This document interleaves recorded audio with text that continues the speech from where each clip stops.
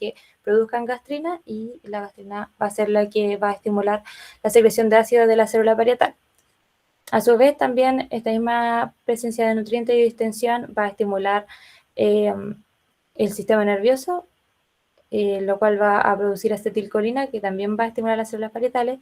Y por último, las células enterocromas fines van a producir la histamina, también en respuesta a la gastrina y en respuesta al nervio vago, a la estimulación del vago.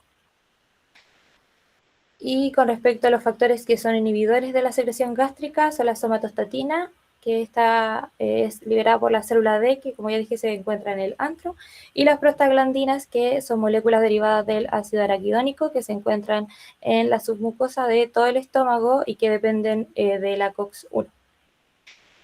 Con respecto a los mecanismos de defensa a nivel como más teórico de la mucosa, se dividen en 3 barreras. Está la barrera preepitelial, que va a componerse por una capa de moco y bicarbonato que va a mantener un gradiente de pH, porque esta capa va a generar que en la superficie celular el pH sea cercano a 7, mientras que en el lumen va a ser un pH 1 a 2. También está la barrera epitelial, que se caracteriza por una renovación celular rápida y por resistencia apical de las células, que esta resistencia va a ser a partir de las uniones estrechas. Y por último está el componente subepitelial, que va a tener un flujo sanguíneo mucoso, del cual va a depender los nutrientes para eliminar los hidrogeniones, y va a producir óxido nítrico y prostaglandinas. Con respecto a Helicobacter pylori, es una bacteria gram negativa, espiral, microaerófila, es decir, que va a sobrevivir en ambientes con poco oxígeno, y su principal característica es que es productora de ureasa, es decir, que degrada la urea y genera un ambiente alcalino en el estómago, que es donde va a colonizar. A nivel mundial, el 50% de la población está colonizada, y en Chile este valor aumenta a un 75%. En general, tiene una transmisión oral-oral o fecal-oral y está asociado a un bajo nivel socioeconómico en la infancia. Con respecto a la fisiopatología, se va a dividir en dos asociaciones. Cuando la colonización es de predominio antral, va a disminuir la producción de somatostatina por las células D y va a aumentar la producción de gastrina porque no va a haber un feedback inhibitorio. Esto va a aumentar la producción de ácido y va a generar una úlcera duodenal, que esto está presente en el 90% de los casos.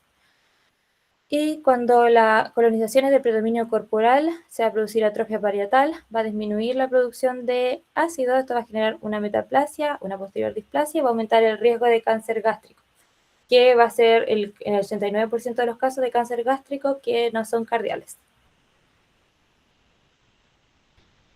Como definición, la úlcera péptica se define como una solución de continuidad de la mucosa del estómago de más de 3 a 5 milímetros de diámetro mayor, que alcanza en profundidad hasta la submucosa y que incluso cuando es más profunda puede llegar a perforar por completo el estómago. Con respecto a la epidemiología, el 10% de la población en Occidente va a desarrollar una úlcera péptica. Como causas, está asociada al Helicobacter pylori de un 60 a un 79%, y también está asociado a AINES y a aspirina, y al síndrome de Zollinger-Ellison, que es un tumor productor de gastrina, que como ya mencioné, la gastrina va a producir estimulación de las células parietales y esto va a generar mayor secreción de ácido. O sea, va a tener un ambiente con hiperacidemia. Y también va a estar asociada a estrés fisiológico intenso, como en quemaduras, en sepsis, en traumatismos graves. Estas van a generar úlceras agudas. También va a estar asociada al tabaquismo y al alcohol. Con respecto a la clasificación, se va a dividir por localización en gástricas y duodenales. En general, las gástricas están más asociadas a los AINES y está más asociado obviamente al cáncer gástrico, y las duodenales van a estar más vinculadas al Helicobacter pylori, a la colonización, y obviamente no está asociado tanto al cáncer gástrico. Y con respecto a la clasificación por riesgo de resangrado, se va a dividir de acuerdo a la clasificación de Forrest, que la voy a mencionar más adelante. Con respecto a la fisiopatología de la úlcera péptica, como ya mencioné, la mucosa va a tener factores de daño y factores protectores que se van a encontrar en un balance normal. Sin embargo, frente a una injuria que puede ser infección por Helicobacter pylori, por AINES, por tabaco, alcohol, por hiperacidez gástrica o por reflujo gástrico duodenal, se va a producir una úlcera que va a mostrarse como focos de necrosis, inflamación aguda no específica, tejido de granulación y fibrosis. El Helicobacter pylori entonces va a aumentar la secreción de gastrina y va a disminuir la producción de somatostatina, y los AINES van a inhibir la COX-1, que va a ser la enzima que está encargada de producir las prostaglandinas. Por lo tanto, va a disminuir la producción de prostaglandina y esto a su vez va a disminuir la producción de moco, de bicarbonato y flujo sanguíneo, dejando así una defensa de la mucosa que va a estar disminuida, y eso va a producir una úlcera. Con respecto a la clínica, en el 70% de los casos las úlceras pépticas van a ser asintomáticas, pero cuando está presente los síntomas se va a asociar a un síndrome ulceroso y se va a definir como una dispepsia y dolor urente epigástrico. La dispepsia como tal se define como una sensación de distensión, de náusea, o puede estar asociada a los eructos postprandiales. Y el dolor urente epigástrico va a ser distinto dependiendo de la localización de la úlcera. Cuando es una úlcera duodenal, va a ser el dolor presente de 2 a 5 horas postprandiales, o en la noche. Principalmente se describe de las 11 a las 2 de la noche a las 2 de la mañana, y este va a aliviar con alimentos o con antiácidos. En cambio, las úlceras gástricas van a tener un dolor urente inmediatamente después de las comidas y no se va a aliviar al comer. Cuando las úlceras están complicadas, que puede ser el debut del diagnóstico, va a asociarse a hemorragia digestiva alta como su principal complicación y causa de muerte, y esto va a mostrarse en la clínica como hematemesis y omelena. También puede estar, como segunda complicación, puede estar asociada a la perforación, que se va a describir una triada de dolor abdominal súbito, taquicardia y rigidez muscular abdominal. Y también puede estar asociada a una obstrucción pilórica, que es una complicación mucho menos frecuente y que puede ser aguda por inflamación y edema, o puede ser crónica por cicatrización, que es lo que se ve en la imagen. Y en la clínica de la obstrucción pilórica va a tener un síndrome pilórico que se describe como vómitos no biliosos, saciedad precoz y pérdida de peso.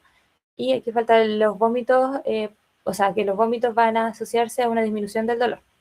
Y al examen físico se va a encontrar el signo de sucusión, que es que al palpar o al presionar levemente el abdomen va a generar como una sensación o un sonido de chapoteo, que se va a describir como una presencia de gas y de líquido en el estómago. Con respecto al diagnóstico, frente a la clínica se tiene que hacer una endoscopia digestiva alta, que va a tener una sensibilidad de 90 al 95% para visualización directa y biopsia. Cuando se realiza la endoscopia se tiene que hacer además una detección de Helicobacter pylori, que puede ser mediante el test rápido de ureasa, que se hace de intraendoscopia, y que puede ser por una biopsia, que obviamente va a demorarse más el resultado. Y la biopsia gástrica es obligatoria si es que hay sospecha de cáncer o si es que hay población con alta incidencia. Y con respecto al manejo, se va a dividir en tratamiento médico, en endoscópico y quirúrgico. El manejo médico va a estar caracterizado por la erradicación del Helicobacter pylori, que van a ser 14 días de inhibidor de la bomba de protón, que generalmente van a ser omeprazol o esomeprazol, y se va a asociar antibióticos. Los AINES se tienen que suspender, o si es que no se pueden suspender, se tiene que asociar un inhibidor de bomba de protón de forma permanente. Y el IVP se va a usar en la úlcera duodenal por 4 semanas y en la gástrica por 8 semanas. Aquí está el algoritmo que se publicó en el MinSal del 2013. En general, este algoritmo, como es antiguo, no tiene la cuatriterapia ni la terapia combinada que se utiliza actualmente, pero igual la puse como para guiar de manera general. En los pacientes con úlcera péptica y con Helicobacter pylori positivo se tiene que erradicar. Y claro, aquí estaba la terapia original, que era de IVP más claritromicina más amoxicilina por 14 días, asociada además a una dieta liviana, a evitar AINES, ASA, que es la aspirina, y cigarrillo. Y dependiendo del tipo de úlcera se siguen distintos conductos. En caso de que sea úlcera gástrica, como está asociada a cáncer gástrico, se tiene que hacer una endoscopia de control a las 6 semanas post terapia de IVP o a las 3 semanas después del diagnóstico de la úlcera, con el test de ureasa y biopsia de la cicatriz. Aquí el test de ureasa obviamente se hace en la endoscopia. Y luego se evalúa si es que está erradicado el Helicobacter pylori, si es que está cicatrizada la úlcera. Si es que no, se tiene que derivar especialista por sospecha de cáncer o por sospecha de refractariedad y de resistencia antibiótica. Y si es que sí está erradicada, se puede dar al paciente de alta. Y en caso de que la úlcera sea de tipo duodenal, se tiene que confirmar la erradicación con un test no invasivo, que se puede usar el test de aliento, que tiene una sensibilidad y especificidad de más del 95%, o antígeno en heces, que tiene una sensibilidad y especificidad entre el 90 al 94%, así que son bastante similares. Luego se evalúa también a través de este test si es que está erradicado el Helicobacter pylori, y si es que sí, se da de alta. Si es que no, se ocupa una terapia de segunda línea y luego se tiene que controlar nuevamente con antígenos de posición y se tiene que derivar si es que el Helicobacter persiste. Cuando el paciente tiene úlcera péptica pero no tiene Helicobacter pylori positivo, se tiene que confirmar que esté negativo en test no invasivo, que sería nuevamente con antígenos de posiciones. Se tiene que mantener con inhibidor de bomba de protones por 8 semanas, tiene que mantener también la dieta liviana como un cambio de estilo de vida. Y dependiendo del tipo de úlcera, si es que es una úlcera gástrica, se tiene que hacer una endoscopia de control a las 4 semanas después de la terapia con omeprazol, con test de ureasa y biopsia. Y lo mismo, si es que está cicatrizada, se da de alta; si es que no está cicatrizada, se deriva al especialista. Y si es que es una úlcera duodenal, si es que está sintomática, se da de alta; y si es que es sintomática, se deriva al especialista para decidir una segunda endoscopia. Ya. Y este es un diagrama de un esquema más actual, en realidad este es internacional, pero igual cuenta para Chile, porque depende de la resistencia antibiótica a la claritromicina.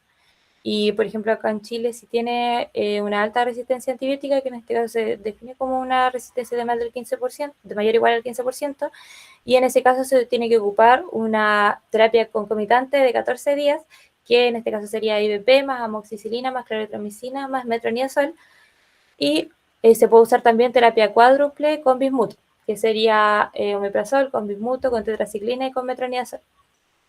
Obviamente en poblaciones de baja resistencia se puede ocupar la triple terapia original, pero también se puede usar la terapia cuádruple con bismuto. Y si es que esta falla, se ocupa una segunda línea, se puede usar la terapia cuádruple si es que no se ha usado, o se puede hacer una terapia triple con levofloxacina.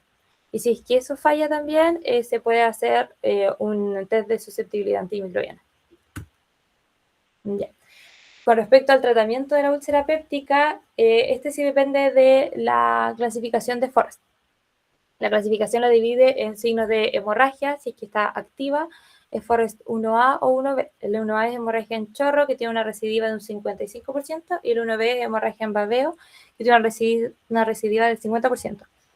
También puede tener signos de hemorragia reciente, como con vaso visible, que sería un 2A, con una residuo de 43%, un coágulo adherido, que sería un 2B, o una mancha visible, que sería un 2C. Y cuando no hay signos de hemorragia, es cuando tiene una base de fibrina solamente la úlcera, tiene una muy baja residuo, y ese sería el Forrest 3.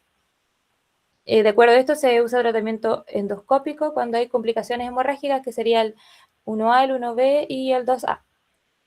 Y aquí, en general, se describe que se puede usar adrenalina en inyectoterapia, o sea, se puede inyectar con adrenalina, y esta se puede usar asociada a terapia mecánica con clips hemostáticos o asociada a termocoagulación. En general, no se recomienda que sea una sola de las dos, tiene que ser las dos juntas. Y con respecto a las indicaciones de la cirugía, se va a estar indicada cuando haya recidiva de hemorragia, cuando haya perforación, cuando haya obstrucción del vaciamiento gástrico, cuando la enfermedad sea intratable, que significa que no cicatrice después de 24 semanas de IVP en dosis doble.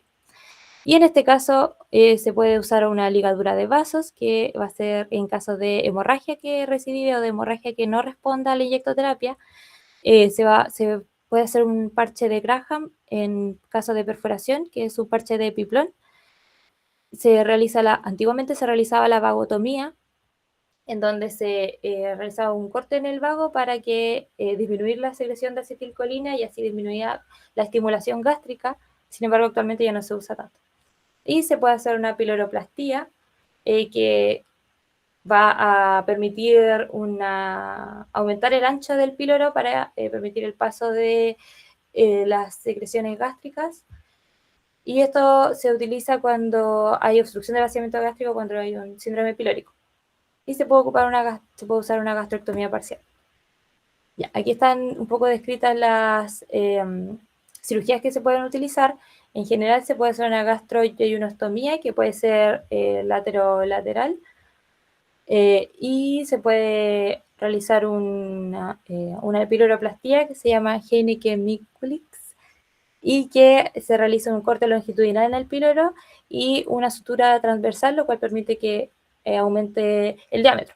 También se puede hacer una de Yabuley, que lo une con el yeyuno, y una de Fini, que también está unido al yeyuno, pero es en U. Se toma una asa de yeyuno y se pone en U para permitir el vaciamiento gástrico. Y se puede hacer una gastrectomía parcial con reconstrucción. Después de hacer la gastrectomía parcial, se tiene que hacer una reconstrucción del tránsito estomacal a través de una gastroduodenostomía, que es el Billroth 1. Y este va a unir el estómago con el duodeno directamente. Es la versión más fisiológica del tránsito que se puede lograr con cirugía. Sin embargo, muchas veces el duodeno queda muy corto y esto no va a permitir que se realice esta técnica quirúrgica, por lo cual la opción sería realizar una gastroyeyunostomía anticólica, que es el Billroth 2, y que en vez de unir el estómago con el duodeno, lo une con el yeyuno. El problema del Billroth 2 es que va a haber un paso directo de la bilis y una probabilidad alta de reflujo de bilis hacia el estómago. Y esto puede provocar varios síndromes, por lo cual se creó la gastroyeyunostomía en Y de Roux. Y esta va a cortar el yeyuno de manera que quede como una Y. Entonces va a tener dos pasos. Uno va a ser para el paso de contenido estomacal y otro va a ser para el paso de la bilis, que posteriormente se va a unir más a distal. Y esto va a permitir que no haya tanto reflujo bilioso hacia el estómago. Con respecto a los tumores gástricos, van a ser, como todos los tumores, son una proliferación anormal de una estirpe celular que se va a provocar por una disfunción del ciclo celular normal. Y en cirugía va a ser un hallazgo asintomático en el 0.6 hasta el 6.35% de las endoscopías digestivas. Cuando sí son sintomáticos, va a presentarse como hemorragia digestiva, que puede presentarse como una anemia, como melena, como hematemesis, o puede presentarse como obstrucción, con disfagia, saciedad precoz y síndrome pilórico, o como dolor abdominal. En sí, los tumores gástricos se dividen en benignos o malignos. Los benignos son los pólipos que no tienen potencial o que tienen muy poco potencial neoplásico. Los principales van a ser los hiperplásicos, pero también están los pólipos de glándulas fúndicas, los inflamatorios, los amartomatosos y los fibroides inflamatorios. Y los neoplásicos van a ser los adenomas gástricos principalmente, y los pólipos de glándula fúndica en caso de que estén asociados a una poliposis. Y también otros tumores que pueden encontrarse en el estómago son los subepiteliales, que son originados en las capas profundas de la mucosa, y aquí puede estar el GIST, que son mesenquimatosos, los leiomiomas, los lipomas, los tranomas, los tumores glómicos y las neoplasias neuroendocrinas. Ya. Con respecto a los pólipos hiperplásicos, van a corresponder al 75% de todos los pólipos.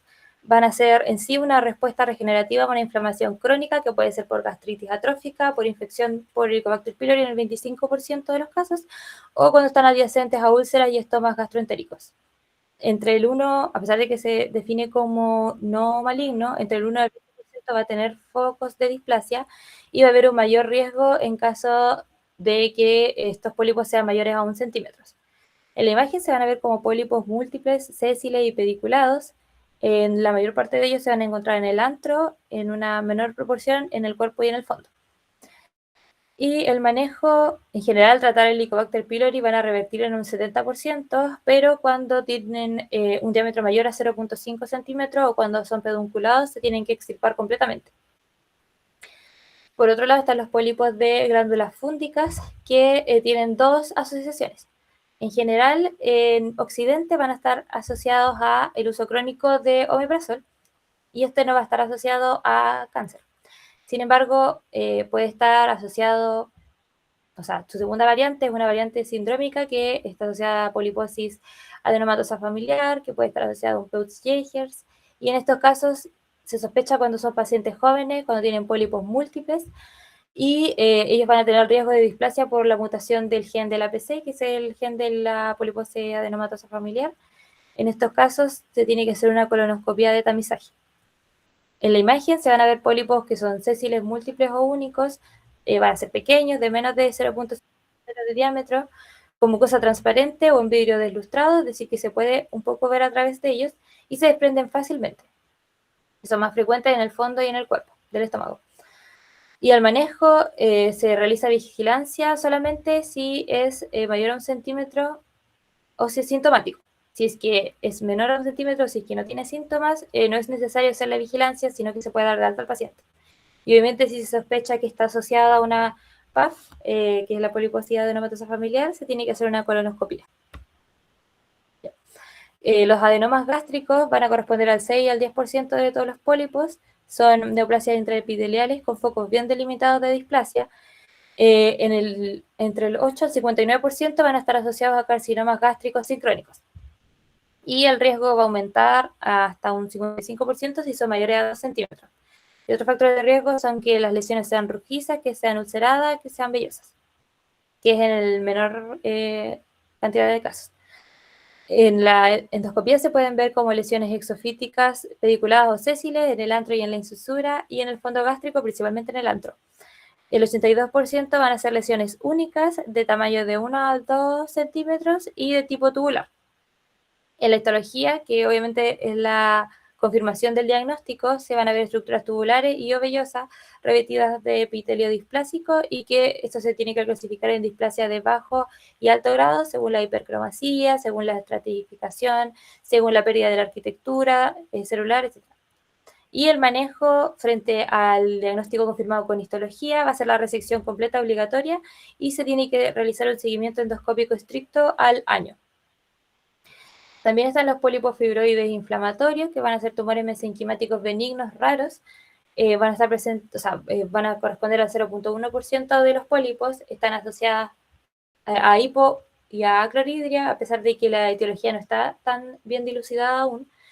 Entre un 75 y un 80% van a estar localizadas en el antro y en la región prepilórica, y en la endoscopia se van a ver como lesiones únicas, bien circunscritas, que van a ser grandes, de 2 a 5 centímetros de diámetro, y el manejo va a ser la extirpación completa, que va a ser un tratamiento definitivo. También están los lipomas gástricos, que son tumores benignos de tejido adiposo rodeados por una cápsula. En la endoscopía se van a presentar como un signo del almohadilla, donde van a ser fácilmente presionables, o sea, fácilmente deprimibles, y eso tiene una especificidad del 98%. Y se extirpan solamente si son sintomáticos y no se realiza vigilancia. Por último, los GIST son los tumores mesenquimales, que son más frecuentes del tubo digestivo, a pesar de que en general sí son tumores raros, pero dentro de los mesenquimales los más frecuentes van a ser los GIST. Van a ser una proliferación de las células de Cajal y de células madre, y van a tener un potencial maligno variable, y de acuerdo a este potencial maligno se va a diferenciar el manejo. Cuando son mayores a 20 milímetros se realiza el diagnóstico histológico con la endoscopía y con la biopsia, y frente a esto se tiene que realizar una resección. Cuando son menores a 20 milímetros, si es que son asintomáticas y no tienen estigmas de riesgo, o sea que no tienen bordes irregulares y que no tienen quistes, se tiene que realizar una vigilancia periódica a los 3 a 6 meses y luego cada 1 a 2 años, o se puede realizar una resección. En realidad está recomendado que se haga la resección de inmediato. Y se tiene que realizar, o sea, dentro de la cirugía, la resección tiene que quedar en R0, o sea, sin márgenes positivos y sin romper la cápsula, para no, por el potencial maligno, para no diseminar las células neoplásicas. Y no va a requerir una linfadenectomía. Si es que es irresecable, si es que tiene metástasis, o para adyuvancia se utiliza el imatinib. Y por último, El bezoar gástrico es un tumor que va a estar producido por la acumulación de material no digerible en el tracto gastrointestinal, principalmente estos van a estar en el estómago. Y van a ser masas sólidas que van a ser asintomáticos, pero cuando son muy grandes van a provocar obstrucción del bolo alimentario y ahí va a presentar la clínica. Pueden ser fitobezoares, que son por material vegetal, tricobezoares, que son por pelo, fármacobezoares, que son acumulación de fármacos, entre otros. Y aquí el manejo en pacientes que tienen el fitobezoar gástrico de más de 2 centímetros, se puede realizar un lavado gástrico con Coca-Cola con 3 litros por 12 horas y esto se realiza con una sonda o está documentado que se puede realizar con una toma de 3 litros de Coca-Cola por 12 horas. Luego se evalúa si es que la disolución es completa o si es que es parcial. Si es que es completa, se considera que se puede realizar consumo regular de Coca-Cola. Y si es que es parcial, se tiene que realizar una fragmentación endoscópica con pinza, en asa o canastillo, o se puede realizar de manera endoscópica una irrigación con Coca-Cola o una inyección de Coca-Cola dentro del besoar. Y luego se evalúa también si es que tiene una disolución completa. En caso de que haya una falla de tratamiento, si es que se complica, por ejemplo, puede generar una perforación, se tiene que considerar la cirugía. Y eso es todo. Muchas gracias.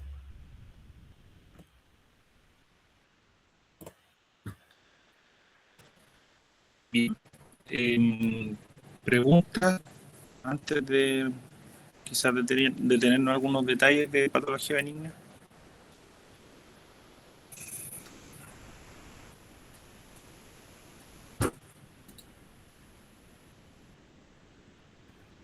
Bueno, la úlcera péptica por mucho tiempo fue un terreno que era cercano a la cirugía hasta hace unos 30 años atrás. De hecho, probablemente si uno le pregunta al cirujano de más de 60 años, todos operaban úlceras pépticas haciendo vagotomía o plectomía o algún otro procedimiento quirúrgico. Y hoy en día, en general, es inhabitual que uno haga tratamiento quirúrgico de úlcera péptica. Básicamente uno lo que trata hoy en día son complicaciones de úlceras pépticas en aquellos pacientes que están principalmente perforados o que tienen síndrome pilórico, que también son muy pocos los pacientes que tienen con síndrome pilórico asociado a patología benigna. Desde el punto de vista médico, bueno, ahí están las terapias, eso se modificó no hace mucho de agregar un tercer antibiótico por la alta resistencia o inmuno en el caso de la terapia de Bismuth, que han mejorado un poco el tratamiento, la efectividad del tratamiento. En general, uno debiese comprobar entre 4 a 6 semanas con antígenos de deposiciones que se radicó efectivamente el Helicobacter pylori. ¿Cuándo está la cirugía a tener alguna opción? Bueno, en teoría,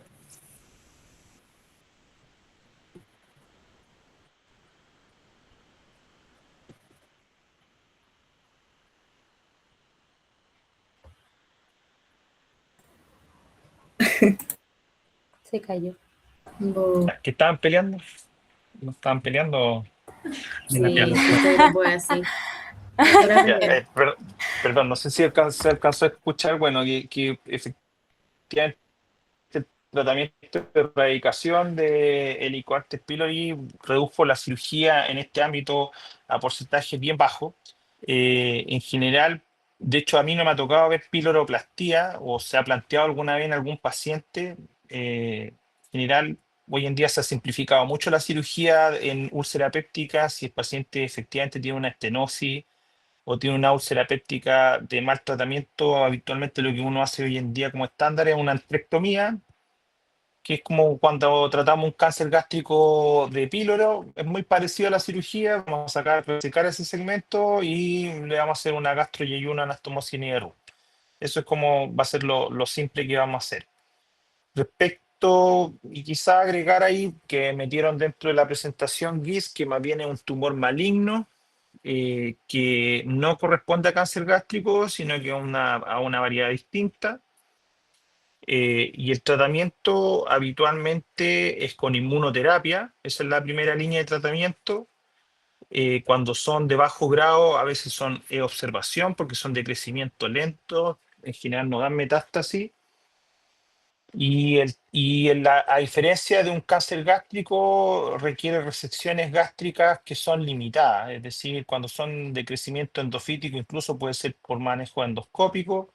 Cuando son de crecimiento exofítico, requieren cirugía y uno lo que hace es parecido a una manga gástrica, uno saca un segmento donde contiene el tumor y nada más. El resto de las patologías benignas en general son de manejo endoscópico. Hoy en día hay muchas técnicas endoscópicas que han mejorado la resección completa de estas lesiones. Uno en general edematiza la cavidad, la mucosa a través de instilar suero. Con eso uno puede resecar la mayoría de las lesiones, incluso no pediculadas. Bueno, no sé si tienen alguna pregunta en específico de patología benigna o alguna duda. Es como la duda, pero como más como, no sé si cómica, pero me surge la duda de cómo llegaron a ver que la Coca-Cola servía como un tratamiento como para eso. Como No sé, mira, la verdad, yo no tengo mucha experiencia. ¿En quién? ¿Besoar estaba hablando? Sí, Sí, mira, yo la verdad no he visto nunca un besoar gástrico. Y en general tiene que ver, es un poco el concepto probablemente cuando uno hace un flip, o sea, perdón, o hace una preparación con una bomba para digerir contenido que está sólido, ¿ya? Es como cuando tú querés tapar una cañería, sí, exactamente el mismo concepto, ¿ya? Que es menos tóxico la Coca-Cola que otros, por eso es que se puede ingerir, pero habitualmente lo que uno hace es una bomba básicamente para destruir masas sólidas que se forman con alimentos u otros tejidos.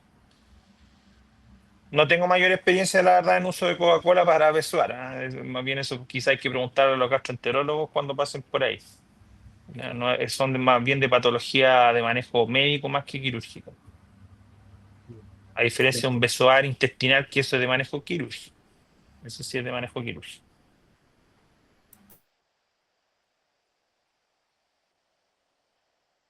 Ya, ¿alguna otra pregunta? Pasamos al siguiente seminario.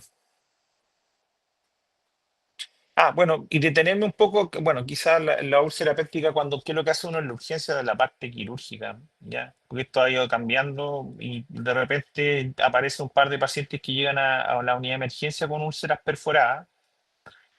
En general, el parche Graham es discutible si usarlo o no, el parche de Graham o epiplonplastía, que en el fondo es colocar grasa del epiplón sobre la reparación. Ha sido siempre el estándar. Antes, el concepto antiguo era que cuando uno tenía una úlcera, había que plantearse que el paciente no fuese un cáncer que estaba perforado y por lo tanto la indicación era que uno tenía que resecar el borde de la úlcera completa para mandar la biopsia. Ya, eso ha ido cambiando en el tiempo. Hoy en día ya no se hace eso porque está el manejo endoscópico, entonces no está indicado necesariamente resecar los bordes. ¿Ya? Y lo que uno hace son puntos que pueden ser, en el caso del estómago, a diferencia de otras zonas del tracto gastrointestinal de víscera hueca, uno puede hacer puntos totales, el estómago es bien resistente en general. Uno hace una sutura, puede ser con Vicryl o con algún monofilamento o seda, que puede ser en puntos separados, transficiando toda la pared y a eso uno puede o no puede agregarle un parche de Piplón. Eso es básicamente.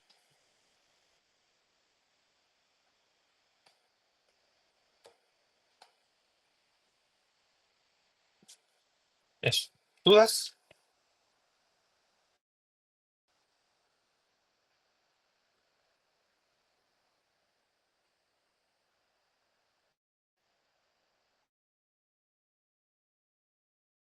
Doctor, en el día a día, ¿qué tan frecuente es que uno vaya? O sea, haga, por ejemplo, una ¿No, Eduardo? idea de ruta. Tenemos otro link para ¿Cómo, perdón? En el día a día. Sí, como qué tan factible es que uno entre a hacer una Y de Roux en un caso de una patología benigna gástrica. Porque uno lo asocia más a cáncer gástrico. Entonces, y como usted dice que ahora todo se maneja más como por Cuando uno hace una resección de estómago, ya Ujú. sea benigna o maligna, la reconstrucción, existen tres formas de reconstruir, ¿ya? Primero está el Billroth 1, que el Billroth 1 se abandonó porque básicamente es la anastomosis entre el estómago y el duodeno, que está ahí en la primera imagen, no sé si está fácil imaginarlo, pero unen directamente a la primera porción del duodeno. Tiene una alta tasa de filtración, una alta tasa de morbilidad en general, con reflujo biliar severo, con esofagitis severa y cáncer de esófago. Entonces, es una técnica que ya no se usa. Nadie usa Billroth 1.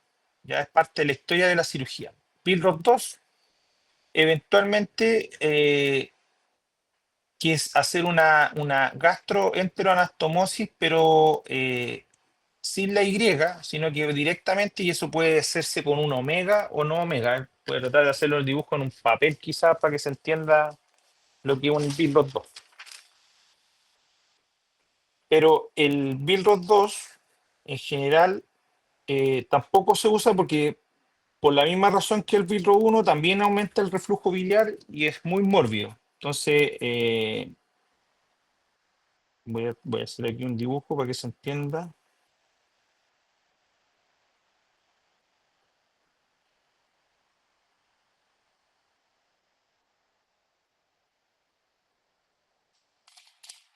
No sé si ahí se alcanza a ver algo, está como al revés, o sea, pero está el estómago acá arriba, aquí está el segmento, perdón, ahí se alcanza a ver o no.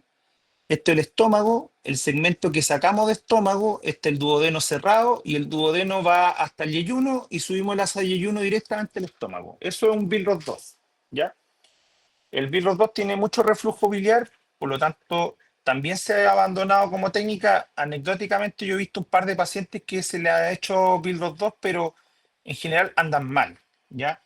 Y la I de Roux es una técnica que nace justamente para evitar el reflujo biliar, porque uno deja un asa que por lo menos va a demorar 100 centímetros en llegar hasta la unión esofágica, porque uno por lo menos tiene que dejar 40 centímetros de asa biliar y 60 centímetros de asa alimentaria. Eso es lo mínimo que uno deja, y en un bypass gástrico, por ejemplo, por cirugía bariátrica, uno va a dejar una distancia aún mayor, que pueden ser 2 metros.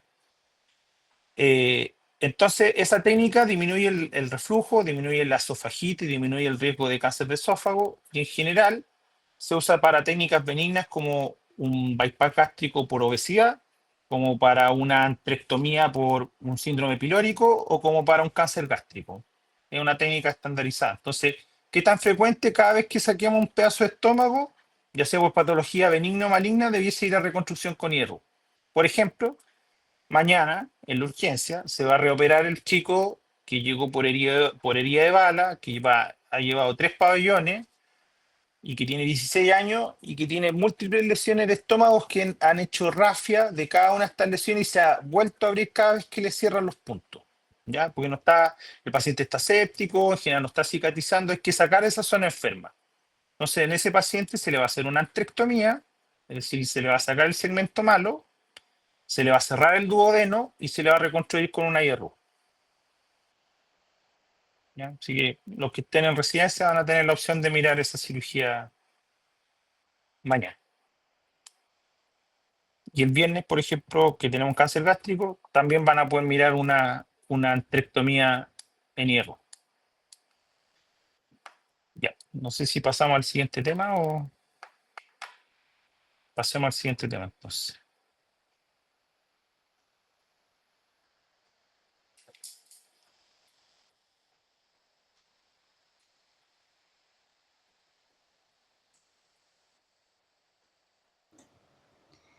Bueno, buenas noches. A mí me correspondió presentar sobre cáncer gástrico. Siguiente. Bueno, en cuanto a las generalidades, son neoplasias malignas que afectan a los tejidos que conforman el estómago. El más frecuente es el que se origina en la mucosa, que es el adenocarcinoma. Una enfermedad multifactorial, es la tercera causa de muerte a nivel mundial. Hay una pobre sobrevida en etapa avanzada y es un problema de salud pública a nivel global y nacional. Siguiente. Lisa, solamente para corregir, cuando hablen de cáncer gástrico, no es que sea el más frecuente el adenocarcinoma. El cáncer gástrico es adenocarcinoma. Todas las otras variedades histológicas no es cáncer gástrico. Son tumores malignos, pero no, el cáncer gástrico como sinónimo es adenocarcinoma. ¿Ya? Ya. Bueno, en cuanto a la epidemiología mundial, el cáncer gástrico ocupa el 5º lugar en incidencia a nivel mundial de todos los tipos de cáncer, tanto en incidencia como en mortalidad. En cuanto a incidencia, hay un 9.2 por cada 100.000 habitantes. En cuanto a mortalidad, hay 6.1 por cada 100.000 habitantes. Y entre la incidencia y mortalidad por continente, en Asia es la mayor incidencia y mortalidad, con un 71,4% y con mortalidad de un 70,1%. En Latinoamérica hay un 7,7% de incidencia y mortalidad de un 8,8%. En América del Sur la incidencia es de 9.1 por cada 100.000 habitantes y la mortalidad es de 7 por cada 100.000 habitantes. En cuanto a la epidemiología en Chile la incidencia y mortalidad por cáncer sigue aumentando de manera exponencial. El 90-95% de los casos están vinculados a factores ambientales y estilo de vida. A nivel local se concentra mayor incidencia de casos en la zona centro-sur, regiones de Biobío, Araucanía y Maule. Los tumores malignos se ubican en tercer lugar en causas de muerte a nivel país, y entre los distintos tipos de cáncer, el gástrico ocupa el 4º lugar en incidencia y mortalidad. Se observa igual una diferencia por sexo, encontrándose en tercer lugar en hombres y 4º lugar en mujeres. Siguiente. En cuanto a la etiopatogenia, existe un modelo ya definido de este proceso que lleva a la aparición del cáncer, que es el modelo Correa, el cual inicia con lesiones gástricas que llevan a inflamación, la cual pasa a ser crónica, genera atrofia en la mucosa, pasa a ser una metaplasia intestinal, displasia y finalmente llega al cáncer. El origen es multifactorial e involucra factores genéticos del individuo, factores medioambientales y la infección por Helicobacter pylori como evento inicial que finalmente lleva al cáncer. El cáncer gástrico ha sido histológicamente clasificado en 2 tipos, los principales, que son los intestinales y los difusos. Los tumores que provienen de una evolución de mucosa normal a inflamación crónica se conocen más por ser intestinales, y los difusos tienden a ser hereditarios. Son infrecuentes, pero el mejor definido es el gen E-caderina, que puede pasar de una mucosa gástrica normal directamente a un carcinoma difuso. También se ha visto que la infección por Helicobacter pylori puede pasar a ser difuso, no necesariamente intestinal. El mecanismo no está completamente claro, pero generalmente va a ser intestinal.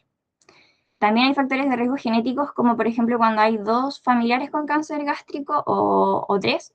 Lo ideal sería estudiar el gen CDH1, que es el gen que está mutado en los cánceres gástricos, y realizar una consultoría genética para ver qué mutaciones están presentes y por qué se heredan. Y esto no siempre se puede hacer porque es costoso, pero sería lo ideal.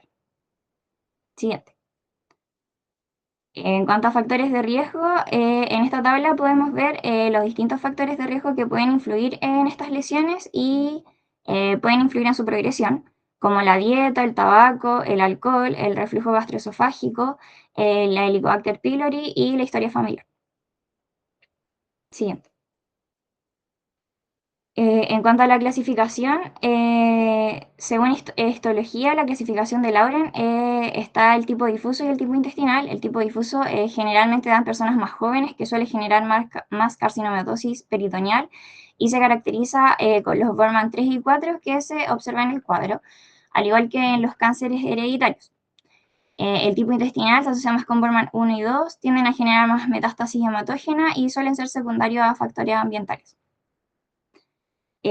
Según el nivel de invasión de la pared gástrica, el cáncer gástrico incipiente o PARIS, donde se compromete más allá de la submucosa, se divide en intramucoso, submucoso, y la diferencia va a estar dada por la probabilidad de metástasis linfática que pueden dar. El intramucoso da un 3% de metástasis ganglionar, el submucoso un 15 o un 20% de metástasis ganglionar, y pueden ser lesiones protruidas, planas o ulceradas. Y el cáncer gástrico avanzado, Bormann, el cual infiltra hasta la capa mucosa, muscular propia o más allá, y tiene un porcentaje de 40 o más de metástasis ganglionar y macroscópicamente se clasifican en 5 subtipos. Siguiente. Según la localización de Siewert, para los cánceres de la unión gastroesofágica, el tipo 1 es el esófago distal sobre 1 centímetro proximal a la unidad gastroesofágica. El tipo 2 es el cardias a 1 centímetro, está proximal a la unidad gastroesofágica y a 2 centímetros distal a la unidad gastroesofágica. El tipo 3 es subcardial a más de 2 centímetros distal a la unión gastroesofágica. Siguiente.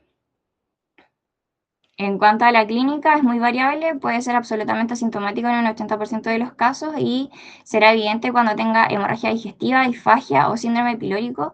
Por lo general, el cáncer gástrico precoz va a tener una clínica de dolor epigástrico leve recurrente, pirosis con o sin distensión abdominal y también puede tener náuseas, vómitos. Y en el caso del cáncer gástrico avanzado, van a haber síntomas de alarma como anemia, disfagia, pérdida de peso, dolor abdominal recurrente, vómitos o anorexia. También hay un 10% que se puede presentar con signos de enfermedad metastásica, como ictericia, citis, como se muestra en la tabla. Siguiente. En cuanto al diagnóstico, la sospecha, tendremos una anamnesis con factores de riesgo y al examen físico podremos encontrar algunos signos. En cuanto a la confirmación, estará por la endoscopia digestiva alta, que es el examen de elección, y se puede hacer un estudio de Helicobacter pylori, se puede visualizar directamente la lesión y su localización, se puede hacer una toma de biopsias, definir su extensión y también pueden haber diagnósticos diferenciales. En cuanto al algoritmo de cómo se hace este diagnóstico, en pacientes de 40 años y que presentan síntomas se le hace la endoscopía. En caso de que no hayan hallazgos o que sea una patología benigna, se realiza el test de ureasa para erradicar el Helicobacter pylori en el caso de estar positivo. En el caso de que encontremos una lesión sospechosa de cáncer o maligna, se toma una biopsia y de ser positiva se confirma el cáncer, se hace la etipificación y se hace el tratamiento.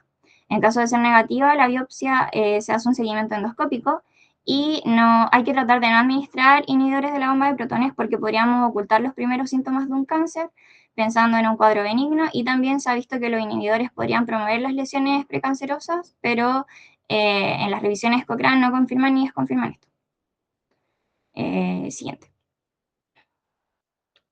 Bueno, aquí se pueden observar las características de las lesiones que se podrían encontrar, que va a ser una lesión friable, ulcerada, con pliegues irregulares, márgenes engrosados, sobresalientes. También hay que saber que la endoscopia digestiva alta pierde sensibilidad en caso de linitis plástica, dado que la infiltración tumoral es predominantemente submucosa y la endoscopia digestiva alta solo ve la superficie epitelial. Siguiente. En cuanto al seguimiento, esto se hace con Olgin. Con esto se clasifican las lesiones que se observarán en la endoscopía y según la presencia de Helicobacter pylori y factores de riesgo se indica cuál es el intervalo de control para hacer la endoscopía, que pueden ser de 5 años, 3 años, a los 6 meses, y esto va a ser según los hallazgos que se encuentren. Siguiente. En cuanto a la etapificación, en el caso de que ya tengamos un cáncer confirmado, los objetivos van a ser definir el pronóstico del paciente, precisar el mejor plan terapéutico. Hay que tener claro que el sistema que se utiliza es propuesto por el Conjunto Americano sobre el Cáncer y la Unión Internacional contra el Cáncer, y es en base al TNM. Y hay diversos recursos posibles que podemos ocupar para la tipificación, pero no todos están disponibles en nuestro medio. Con estos exámenes lo que buscaremos será la diseminación del cáncer, que puede ser hematógena por vecindad, linfática y celómica. En un 70% van a ser metástasis ganglionares y en un 15% van a ser metástasis hepáticas al momento del diagnóstico. Siguiente. Dentro de la etapificación se puede utilizar la endoscopia digestiva alta, la cual nos dará información respecto al grado de invasión y extensión que tendrá este cáncer. El examen de elección será el TAC de abdomen y pelvis para ver la extensión regional y la distancia, aunque a veces se puede pasar por alto si es que hay diseminación peritoneal. La endosonografía es útil en cáncer incipiente en sospecha de diseminación, pero solo en casos muy específicos. Esta va a servir para distinguir las capas de la submucosa. La laparoscopía diagnóstica va a determinar resecabilidad y carcinomatosis peritoneal, especialmente en candidatos a neoadjuvancia, como un T3 o un T4. Y el PET-CT va a caracterizar metástasis o recurrencias no definitorias en otras modalidades de estudio, pero es más caro y poco disponible y hay algunos cánceres difusos que no se observan. Generalmente el PET-CT se ocupa cuando se está sospechando recidiva o para evaluar si el paciente podría tener recidiva. Destacar que no existe, también hay que destacar que no existen marcadores moleculares de utilidad clínica para el diagnóstico. Siguiente. Bueno, este es el TNM, es la clasificación para los tumores primarios. Lo importante de esto es que la sobrevida global a 5 años en el estadio 1 es de un 91,5 a un 72,5%, en el estadio 2 de un 61%, estadio 3 de un 25%, y el estadio 4 tiene un 4% de sobrevida a 5 años, tiene muy mal pronóstico y va a depender de cosas del paciente como comorbilidades, enfermedades y factores de riesgo. Siguiente. En cuanto al tratamiento, la decisión del tipo de tratamiento debe ser de análisis multidisciplinario con el comité oncológico. El tratamiento endoscópico ofrece excelentes resultados en pacientes bien seleccionados. La cirugía es la única forma de tratamiento potencialmente curativo. Existen distintos protocolos de tratamiento complementarios para la quimioterapia, radioterapia no adyuvante y adyuvante. También hay que conocer el manejo paliativo y el manejo de las complicaciones en pacientes con enfermedad avanzada. Siguiente. Está la resección endoscópica submucosa, que es de elección para el cáncer gástrico incipiente. Los pacientes que son intervenidos de esta forma tienen una sobrevida a 5 años mayor a un 90%, con una recurrencia de un 1 a un 10%. Hay menor morbimortalidad que el tratamiento quirúrgico y entre los criterios que se debe tener para realizar este tratamiento es que sea un adenocarcinoma bien diferenciado, que no sea ulcerado, que sea menor a 2 centímetros, entre otros, como se observa en la tabla. Y en cuanto a la cirugía, es la gastrectomía, la de elección, y en tumores distales se realiza una gastrectomía subtotal. En tumores proximales de fondo o cuerpo se realiza la gastrectomía total. También se puede realizar una reconstrucción de tránsito a esófago y una anastomosis, donde se puede usar asa interpuesta o asa de Henle. Y también está la linfadenectomía, donde se han visto beneficios al realizar la disección ganglionar extendida. Siguiente. El tratamiento complementario está la quimioterapia y la radioterapia. La adyuvante va a servir para disminuir el riesgo de recurrencia. La neoadyuvante va a servir para reducir el tamaño tumoral y mejorar la resección.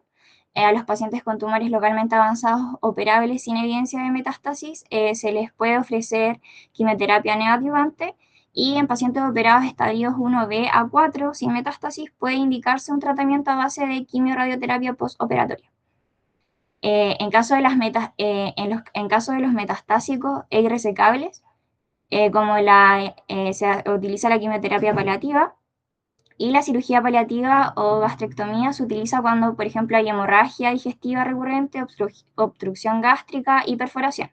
Esto no es con fines curativos, sino que va a realizarse para tratar los síntomas. Siguiente.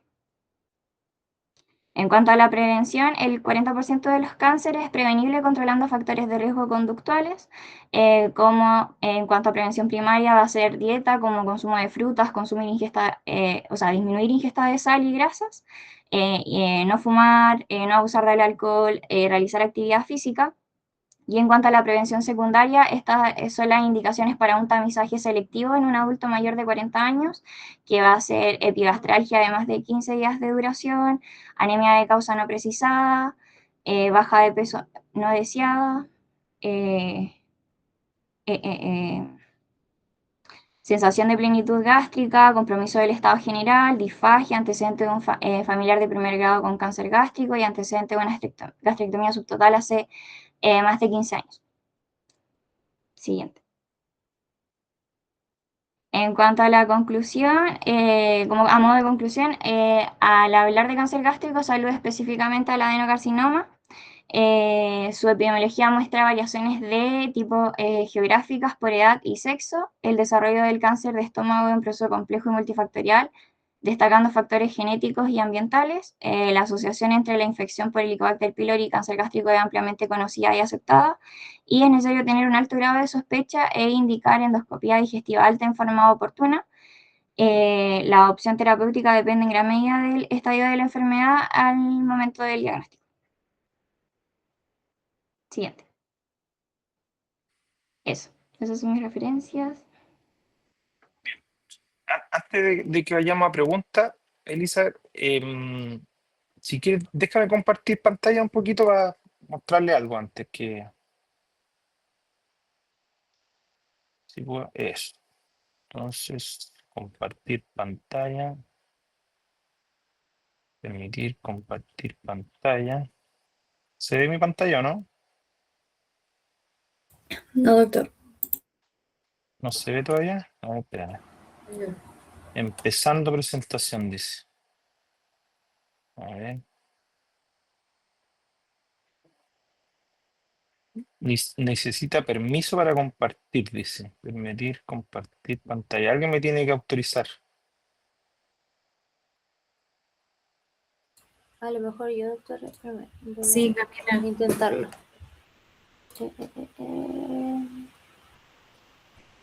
No, pues tienes que presionar. ¿Así? ¿Ahí puede ser? No sé si ustedes ven mi pantalla porque estoy compartiendo aquí yo, pero no, No, no. como que no me deja para mostrarle unos videos.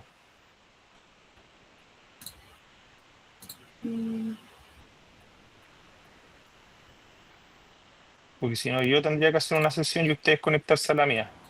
Mali, tienes que dejar al doctor como anfitrión. Como Y ahí lo anfitrión, dejas sí. compartir. Sí. Ahí lo dejé como anfitrión, sí, según me parece O que sea, A si ver, vuelve a está. intentar. A ver, lo voy a sacar y lo voy a volver. ya eres coanfitrión. A ver, déjame intentarlo de nuevo. Permitir compartir pantalla. No hay caso. Ya. Pucha, queríamos. ¿Y se ve ahora, no? No, tampoco. No. Chuta, ¿cómo lo hacemos? ¿Hago yo una sesión? Sí, podría ser, doctor. Bueno, Ya, yo voy a hacer un link, se lo voy a enviar a Elizabeth y salgamos entonces. ahora sí.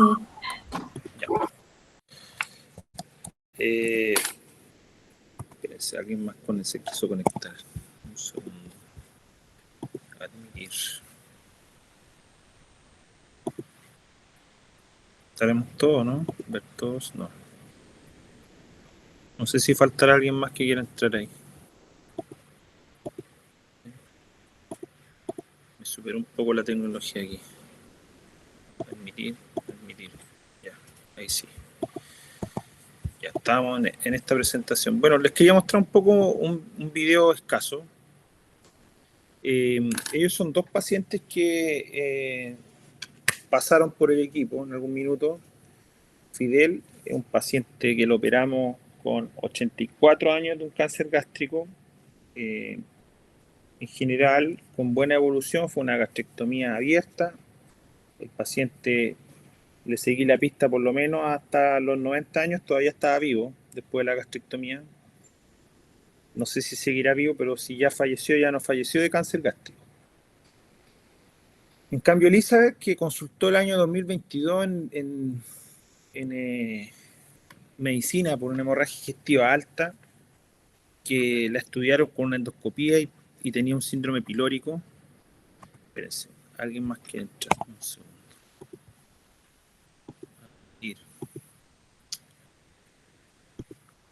Ya. Que tenía un síndrome pilórico, falleció en la hospitalización. Entonces, hay dos caras de Elizabeth. Se le hizo una yeyunostomía laparoscópica. Esto es una técnica general paliativa. Si ustedes se fijan, es un asa yeyuno que estamos movilizando a la pared con una sonda T.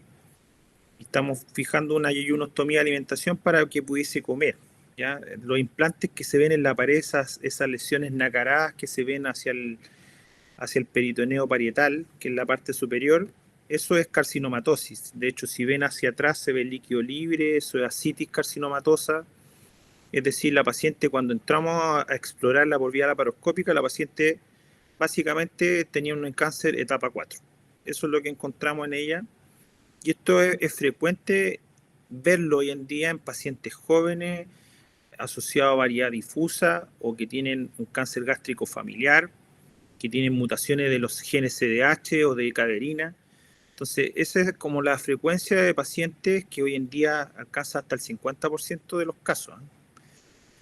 Y es lamentable porque en el fondo, si uno espera la sintomatología, la mayoría de los pacientes va a llegar tarde. En cambio, en el caso de Fidel, en él se practicó una cirugía más bien abierta, básicamente por la edad del paciente, en él, bueno, aquí está resumida un poco la cirugía, en los pasos que algunos que van a entrar a cirugía abierta o en alguna cirugía laparoscópica van a poder evidenciar. Ahí uno lo primero que hace en una gastrectomía es liberar el epiplón mayor del colon transverso. Uno se ha pegado al colon transverso, la asa que están tomando ahí, el ayudante es el colon transverso y uno está separando la hoja anterior del epiplón mayor para entrar a la transcavidad de los epiplones. Eso es lo primero que uno hace. Y ahí uno hacia arriba tiene el estómago y hacia abajo el colon transverso, que lo dejamos pelado, digamos, de esa parte. Cuidando, obviamente, no llevarse la arteria cólica media, que es la que irriga el colon transverso.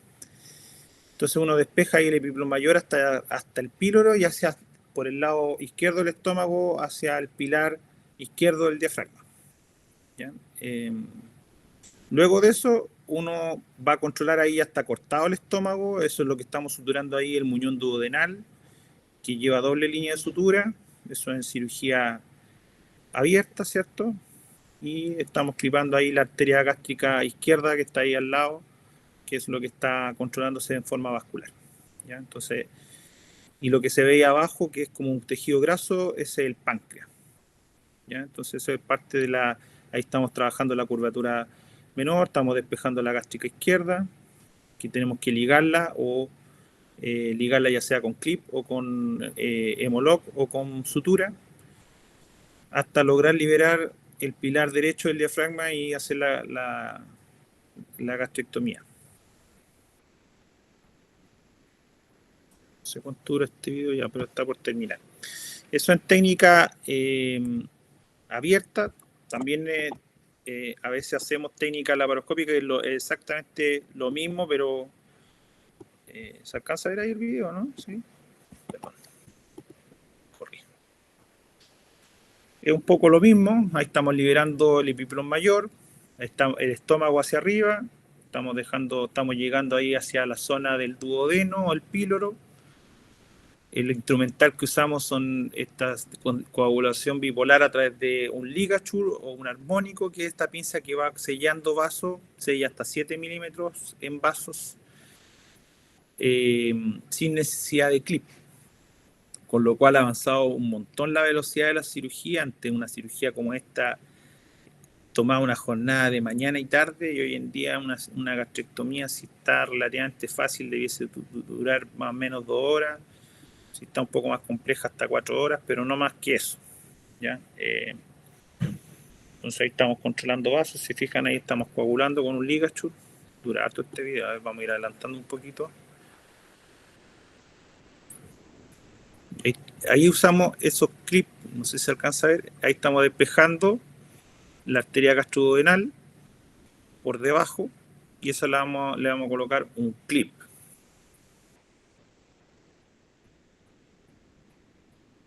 A ver si se ve el clip aquí, pasando el clip. Ese clip blanco que se llaman hemolock.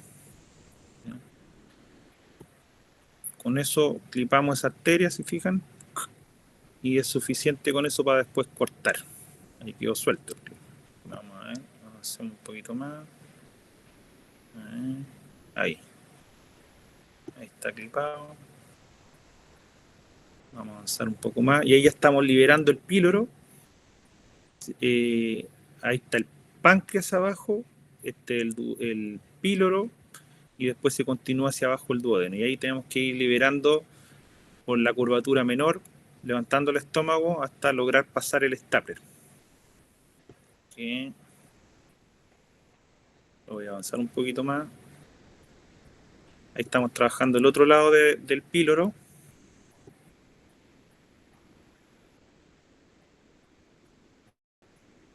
Vamos a avanzar un poquito más.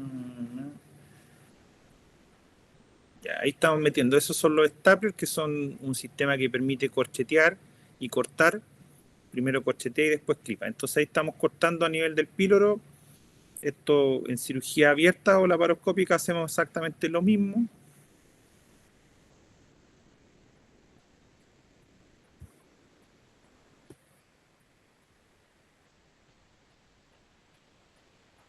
Y ahí ya cortamos, ¿se fijan? Entonces está la línea corchete arriba abajo, ahí le faltó una carga probablemente. Le vamos a colocar una segunda carga, ahí. Y ahí tenemos entonces el duodeno cortado, y eso hay que suturarlo. Igual que en la cirugía abierta, le pasamos punto laparoscópico para poder invaginar esa sutura. Ya, bueno, eso es un poco la cirugía. Brevemente les voy a mostrar algo más de... Entonces, el cáncer gástrico en general, bueno, no voy a hablar de epidemiología, pero solamente quería manifestar que ha ido cambiando un poco la epidemiología del cáncer gástrico. Antiguamente la mayoría de los cirujanos operaban cánceres antrales que estaban asociados a infección por Helicobacter pylori. Eso era lo más frecuente. Hoy en día la distribución, yo diría que un 30% son antropilóricos y la gran mayoría son subcardiales, y está asociado a obesidad y reflujo como factor de riesgo principal. Ya no es el Helicobacter pylori el factor de riesgo principal. Siguen las dos variedades, intestinal y difusa, siendo el difuso más agresivo en cómo se comporta y que lo vemos asociado a pacientes más bien más jóvenes. ¿Ya? Bueno, importante tener los índices de sospecha que ya los vimos en la presentación de Elizabeth. No sé si puedes compartir, Elizabeth, de nuevo tu presentación para desmenuzarle un poquito algunos detalles de lo que está en la presentación.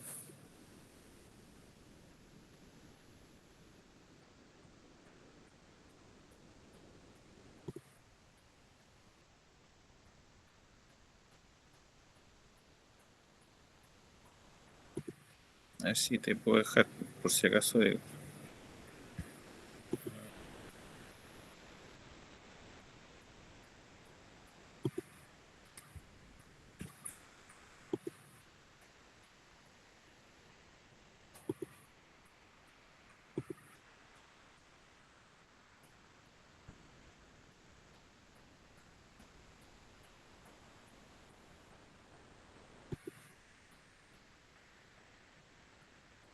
¿La tiene ahí o no? Sí, Héctor, estoy abriéndolo. Ya. Que quiero ver algunos detalles que salen ahí. No sé si tienen preguntas por mientras los videos de la cirugía en general, mientras vamos rellenando.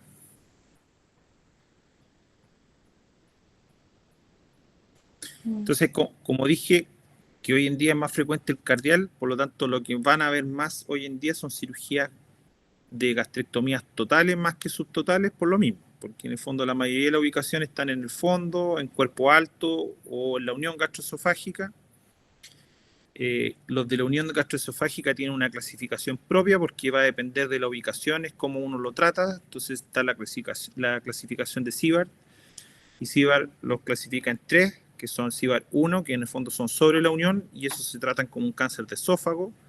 Están los CIBAR 2, que son los de la unión misma, que están sobre 1 centímetro o 2 centímetros bajo la unión, y están entre los 2 centímetros bajo la unión y los 5 están los CIBAR 3, que son cáncer gástrico como tal. Entonces, los 1 se tratan como esófago, los 3 se tratan como estómago, y los CIBAR 2 todavía es una incógnita porque muchos grupos lo tratan como un gástrico y amplían la gastrectomía hacia esófago medio, y hay otros grupos que hacen esofagectomía total de lleno. y hacen una gastrectomía proximal. Ya, entonces veamos la presentación. Avance nomás un poquito, voy a detenerme en algunos. Avance nomás. Ya, bueno, esto es importante. Ay, perdón, la anterior. La progresión del cáncer gástrico, que habitualmente desde atrofia ya empieza a aumentar el riesgo de cáncer gástrico, eso tiene esa progresión habitual en los cánceres de variedad intestinal. En los de variedad difusa no necesariamente siguen esta regla de pasar de atrofia a displasia, displasia a metaplasia, metaplasia completa de adenocarcinoma, sino que puede pasar directamente de displasia a adenocarcinoma. Por lo tanto, tienden a ser mucho más agresivos en el seguimiento. Eso es lo primero.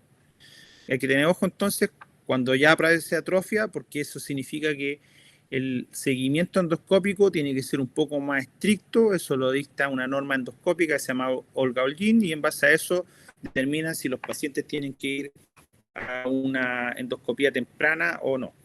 Perdón, denme un segundo a contestar.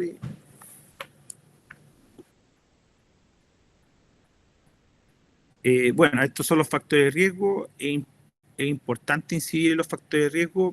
No sé si en una diapo más adelante estaba lo de erradicar el Helicobacter pylori cuando se detecta en la endoscopía por factor de riesgo, pero en general el Helicobacter pylori siempre hay que erradicarlo antes de una cirugía gástrica, ya sea benigna o maligna. Es decir, si yo tengo un paciente bariátrico que lo voy a operar del estómago y le voy a hacer un bypass, una manga, tengo que erradicar el Helicobacter pylori. O en cáncer gástrico, ¿por qué? Porque básicamente está demostrado que si yo dejo el helicobacter y no lo trato, aumenta el riesgo de úlcera del duodeno, aumenta el riesgo de la dehiscencia y sangrado postoperatorio. ¿Ya? Entonces siempre tengo que erradicar el Helicobacter pylori si es que está presente. Y hay una serie de factores de riesgo ahí que aparecen, que son poblaciones de riesgo.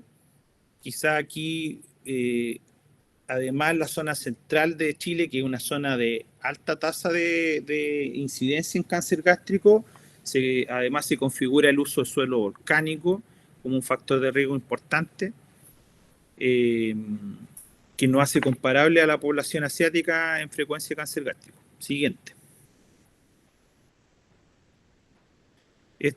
Bueno, ya lo vimos lo de la clasificación. Aquí importante en el Borman para definir, por ejemplo, los puntos de corte.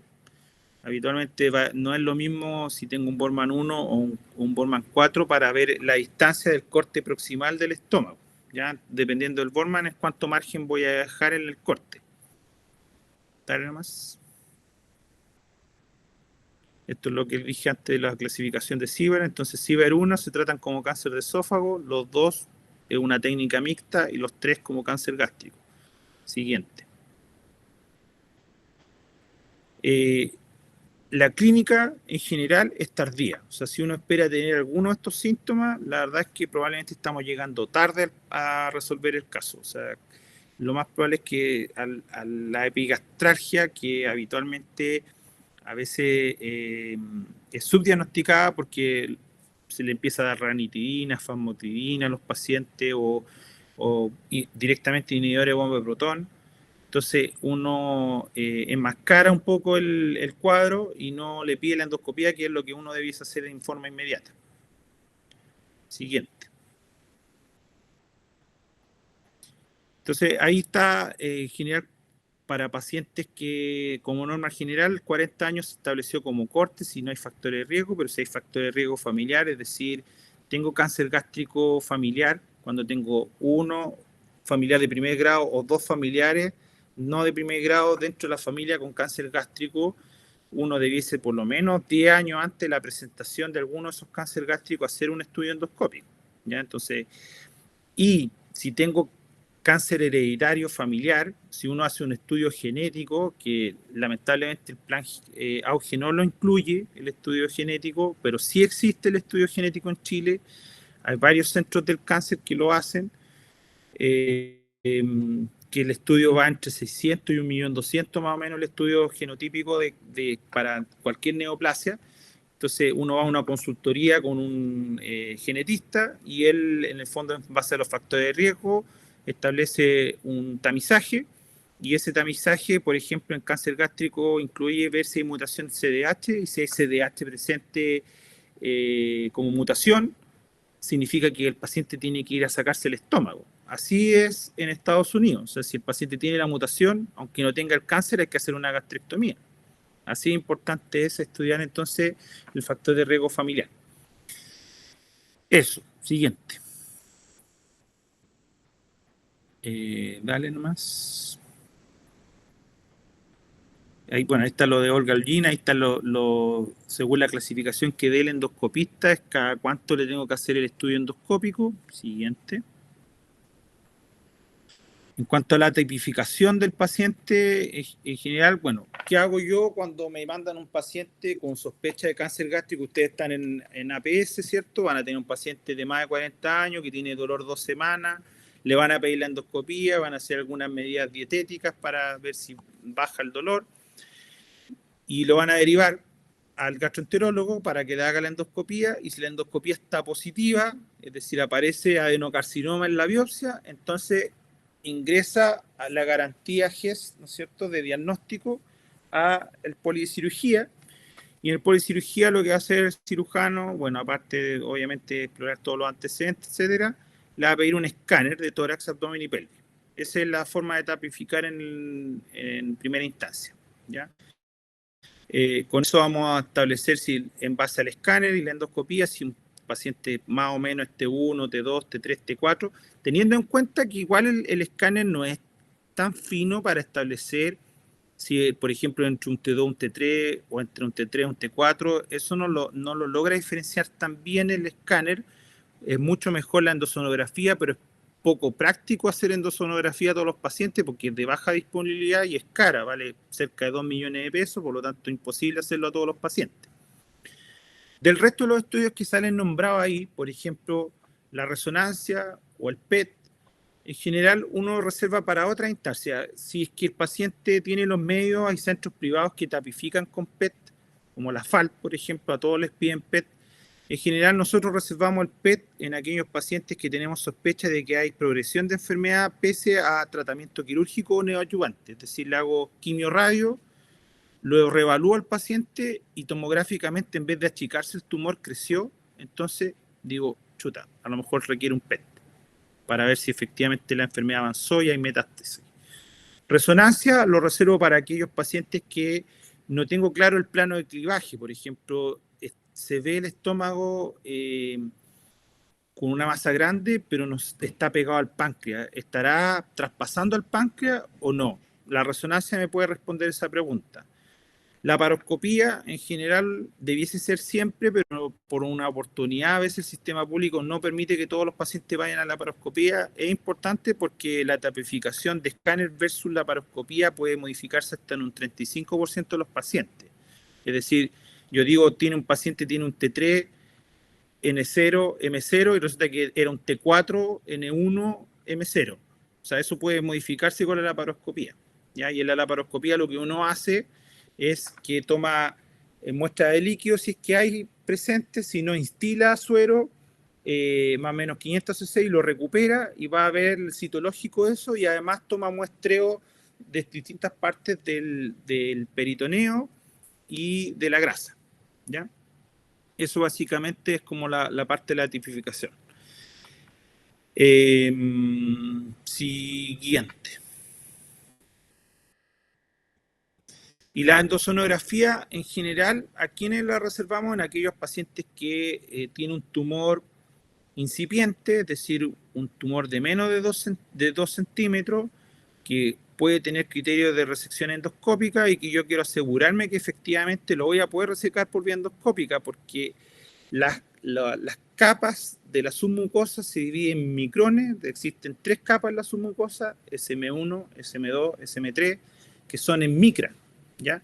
Y el único examen que puede diferenciar entre las 3 capas es la endosonografía. Entonces, si yo tengo un tumor submucoso que llega a la primera capa, es susceptible de que yo vaya a resección submucosa. Si ya pasa a la segunda capa, lo más probable es que ese paciente es mejor que vaya a una gastrectomía laparoscópica. Eso es lo importante de la endosonografía. Siguiente. Esto, bueno, es parte del TNM, no es necesario que se lo aprendan de memoria, pero en líneas generales, si tiene un T2, más de un T2, es decir, T3, T4, tiene ganglios positivos, los pacientes van a neoadjuvancia, eso es la importancia del TNM, y si tiene un T1 o un T2 N0, M0, puede ir a cirugía directamente o a resección endoscópica si cumple los criterios de resección endoscópica. Siguiente.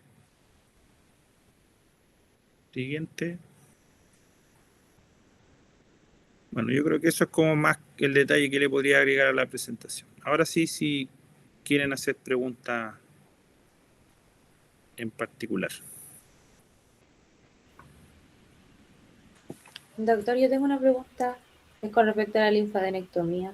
Es que ¿Ya? no sé si se usa como, había leído de uno, que eran como los de solamente de locales, o de dos, y parecía como que en algunos centros se ocupaba uno, en otros. Ya, bueno, primero entender que los ganglios están numerados, ¿cierto? Existen grupos ganglionares, están de grupo 1 hasta el 120 en cirugía gástrica, y una cirugía de 1 significa que voy a sacar los primeros 7 grupos alrededor del estómago, que son los que están todos perigástricos, más la primera porción de la hepática. El de 1, la verdad es que todo esto está tamizado, todo está estudiado. Hay distintas series holandesas, coreanas, japonesas, sobre todo los orientales estudian mucho esto. Y la verdad es que si uno extrapola la mayoría de la evidencia, en una disección de 1 es insuficiente en el muestreo ganglionar para asegurar que no hay metástasis ganglionar. Entonces, hay un impacto en la sobrevida de los pacientes, hay menos sobrevida. Quizá en qué paciente yo haría una disección light, por así decirlo, donde sacaría menos ganglios. En un paciente añoso que probablemente tiene un tumor chico y que tiene baja expectativa de vida, bueno, eventualmente pudiese hacer una disección de 1 en aquellos pacientes que no alcanzó a cumplir criterios para resección endoscópica y que tiene un T1 chico, pero que pasa la primera capa de la submucosa y que va a ir a una gastrectomía, eventualmente no va a variar mucho si le hago un T1 N0, M0, le hago una gastrectomía laparoscópica subtotal, por ejemplo, y le hago disección de 1, quizás puede ser suficiente. Pero el resto siempre tiene que ir a disección de 2. Y la disección de 2 llega hasta el grupo 12. En general, más allá del grupo 12, tampoco hemos demostrado tener un efecto en la sobrevida, pero sí tiene un efecto en la morbilidad. Si yo empiezo a sacar más grupos que esos, como lo hacen a veces los coreanos, dejan peladísimo todo, le sacan todo lo que parezca ganglio y lo dejan todos los vasos visibles, empieza a aumentar la morbilidad de los casos. Es decir, empiezan a aparecer fístulas pancreáticas, dehiscencia, isquemia, esplenectomías por necesidad.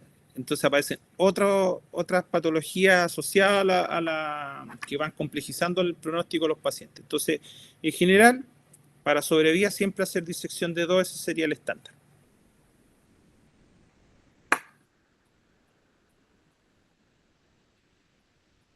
¿Una otra pregunta? Para preguntar probablemente en el intraoperatorio, no les vamos a preguntar cómo se hace una sutura, a eso lo van a poder mirar, pero no es parte de lo que tienen que saber. Ya, eso. Si tienen más preguntas después o se le ocurren, me las hacen después. ¿No hay más preguntas? ¿Estamos entonces? Estamos, chiquillos. Nos vemos mañana entonces.